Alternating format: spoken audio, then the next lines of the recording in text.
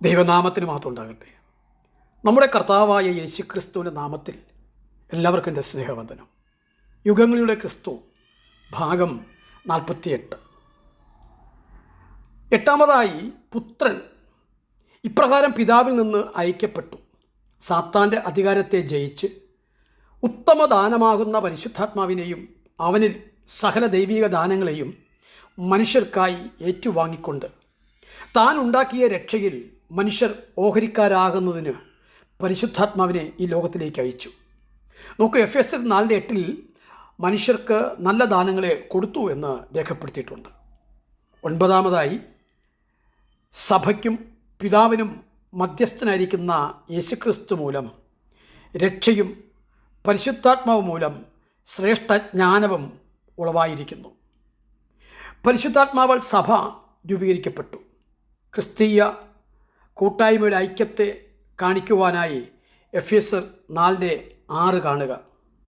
ആത്മാവ് ഒന്ന്, കർത്താവ് ഒരുവൻ, എല്ലാവർക്കും മീതെയുള്ളവനും എല്ലാവരിലും കൂടി വ്യാപരിക്കുന്നവനും എല്ലാവരിലും ഇരിക്കുന്നവനുമായി എല്ലാവർക്കും ദൈവവും പിതാവുമായവൻ ഒരുവൻ എന്നാണ് അവിടെ രേഖപ്പെടുത്തിയിരിക്കുന്നത്. ക്രിസ്തീയ കൂട്ടായ്മയുടെ ഐക്യത്തെ കാണിക്കാനായി ഈ ഒന്ന് എന്ന പ്രയോഗം ഇവിടെ 7 പ്രാവശ്യം ആവർത്തിച്ച് കാണിക്കുന്നുണ്ട്. 10.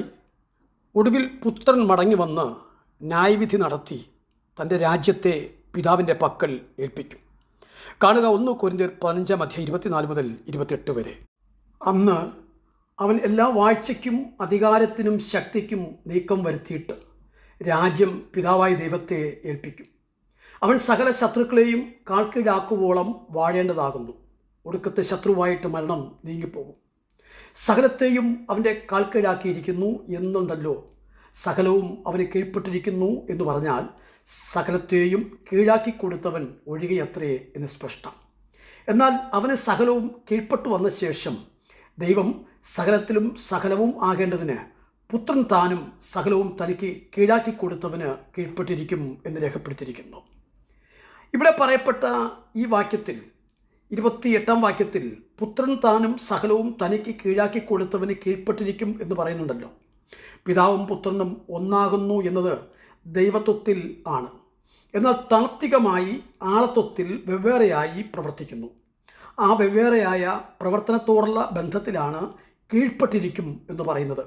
ഭൂമിയിൽ ദൈവം മനുഷ്യന് കൊടുത്ത വാഴ്ച സാത്താൻ തട്ടിയെടുത്തു. അത് അവസാനിപ്പിച്ച് ആധിപത്യം ദൈവത്തിന് ഏൽപ്പിച്ചു കൊടുക്കുവാൻ കൂടിയാണ് യേശു മനുഷ്യപുത്രനായി അവതരിച്ചത്. നോക്കൂ, ദൈവം ഏകനായിരിക്കുന്നത് കൂടാതെ 3 ആളത്വങ്ങളായി ആയിരിക്കുന്നു എന്നുള്ളത് ആദ്യം മുതൽ ഇന്ന് വരെയുള്ള എല്ലാ ക്രിസ്ത്യാനികളും വിശ്വസിക്കുകയും ആ നിലയിൽ ആരാധിക്കുകയും ചെയ്തു പോരുന്നു. എന്നാൽ ഈ 3 വ്യക്തിത്വങ്ങൾ എന്നത് 3 ദൈവങ്ങളല്ല, ഏകദൈവമാണെന്ന് പുതിയ നിയമത്തിലെ ഇനിയും ധാരാളം വാക്യങ്ങൾ കൊണ്ട് വിശദമാക്കാനുണ്ട്.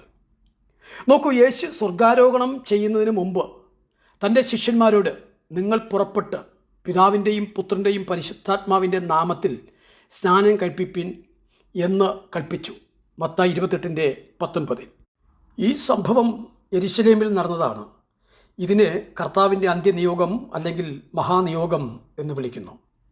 കർത്താവ് 12 വരെ അയക്കുമ്പോൾ യഹൂദന്മാരോട് സുവിശേഷം അറിയിക്കാനാണ് കൽപ്പിച്ചിരുന്നത്. എന്നാൽ ഇവിടെ സകല ജാതികളോടും സുവിശേഷം അറിയിക്കുവാനും വിശ്വസിക്കുന്നവരെ സ്നാനപ്പെടുത്തുവാനും നിർദ്ദേശിക്കുന്നു. എല്ലാ ജാതികളിൽ നിന്നും തനിക്ക് ശിഷ്യന്മാർ ഉണ്ടാകണമെന്ന് കർത്താവ് ആഗ്രഹിക്കുന്നു. സകല ജാതികളെയും ഒന്നാക്കി തീർക്കണം എന്നാണ് കർത്താവിൻ്റെ നിയോഗത്തിൻ്റെ ലക്ഷ്യം തന്നെ.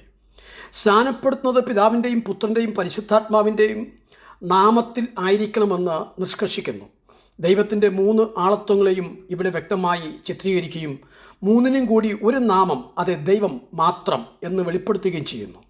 വിശ്വാസ സ്നാനം സ്വീകരിക്കുന്നവർ ത്രിക ദൈവത്തോട് ഏകീഭവിക്കുകയാണ്. മാത്രമല്ല, ദൈവം തങ്ങളുടെ പിതാവാണെന്നും യേശുക്രിസ്തു തങ്ങളുടെ കർത്താവും രക്ഷിതവുമാണെന്നും തങ്ങളിൽ അധിവസിക്കുകയും ശക്തീകരിക്കുകയും ഉപദേശിച്ചു വഴി നടത്തുകയും ആണ് പരിശുദ്ധാത്മാവ് എന്നും സമ്മതിക്കുകയാണ് ഈ വാക്യങ്ങളിലൂടെ നാം കാണുന്നത്. മാത്രമല്ല, ഞാൻ നിങ്ങളോട് കൽപ്പിച്ചതൊക്കെയും അവരെ പഠിപ്പിക്കണമെന്ന് കർത്താവ് വളരെ നിഷ്കർഷമായി പറയുന്നത് വളരെ ശ്രദ്ധേയമാണ്. തുടർന്ന് അടുത്ത ഭാഗത്തേക്ക് വരാം. ദൈവം അനുഗ്രഹിക്കട്ടെ.